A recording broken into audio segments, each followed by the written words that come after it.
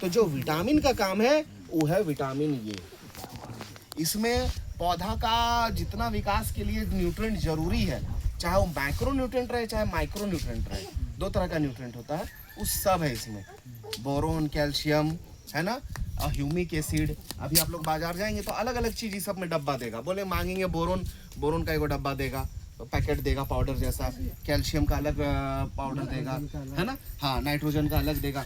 लेकिन इसमें क्या है, आपका सब चीज मिला हुआ है। टोटल 62 तरह का इसमें माइक्रोन्यूट्रिएंट मिला हुआ है। काम क्या करेगा ये, जड़ का विकास होने में मदद करेगा। जड़ में अगर कहीं ऐसा जरूरत है, जैसे अभी हम लोग क्या करेंगे, जहाँ जहाँ गाछी किए हैं, गाछी कबाड़ कर कहीं और लगाएंगे। गाछी जब कबाड़ते हैं, कितना बढ़िया से भी आप कबाड़िए, लेकिन थोड़ा बहुत तो उसका जड़ टूटता ही है ना। यही क्या होता है, जब नया खेत में लगता है तो दूसरा जगह जमने में टाइम लगता है, जड़ फैलाएगा तब ना वहाँ जमेगा।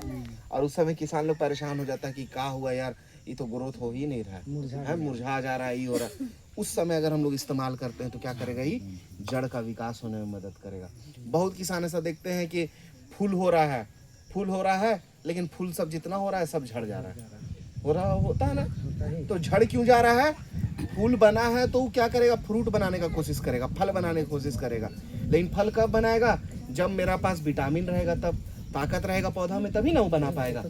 हाँ, तो ताकत नहीं है इसीलिए फूल झड़ जा रहा है। लेकिन अगर इसका इस्तेमाल करते करेंगे तो फूल को झड़ने नहीं देगा, ब्रांचिंग मजबूत करेगा, पौधा को स्ट्रांग बनाएगा, जड़ को स्ट्रांग बनाएगा। जितना चीज़ डालेंगे सबको बढ़िया से अवशोषित करेगा।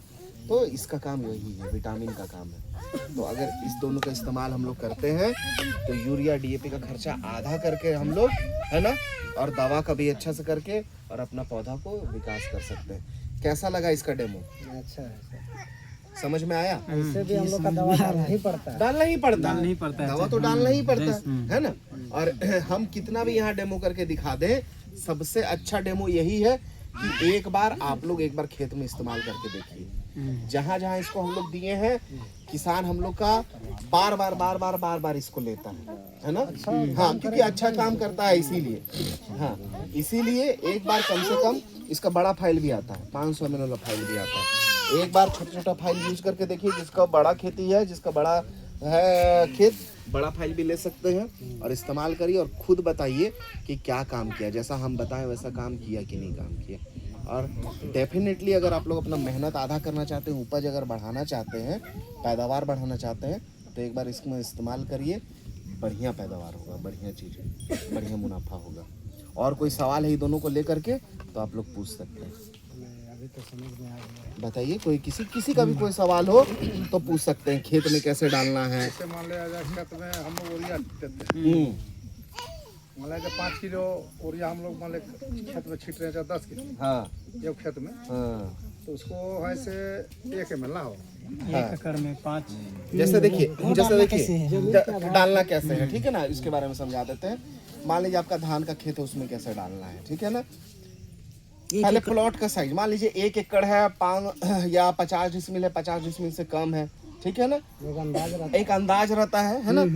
तो अगर 1 एकड़ प्लॉट है मेरा, है ना, तो इसको कितना डालना है, 1 बोतल, 1 एकड़ में 1 बोतल। और अगर 1 एकड़ में हम लोग को विटामिन डालना है तो विटामिन जाहिर सी बात है थोड़ा ज़्यादा डालना होगा, तो इसको 2 बोतल, है ना, 2 बोतल।